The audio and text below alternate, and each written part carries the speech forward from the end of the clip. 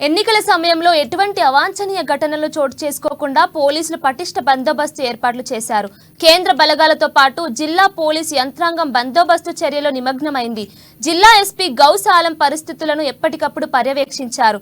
ఆయా పోలింగ్ కేంద్రాలను పరిశీలించి సిబ్బందికి సూచనలు చేశారు. కేంద్రాల ఆవరణలో జనాలు గుమిగూడకుండా తగు చర్యలు తీసుకున్నారు.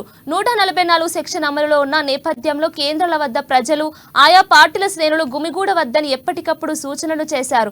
అక్కడక్కడ చిన్నపాటి ఘటనలు తప్పితే పోలింగ్ ప్రక్రియ సజావుగా సాగేలా పోలీస్ యంత్రాంగం పటిష్ట చర్యలు చేపట్టింది.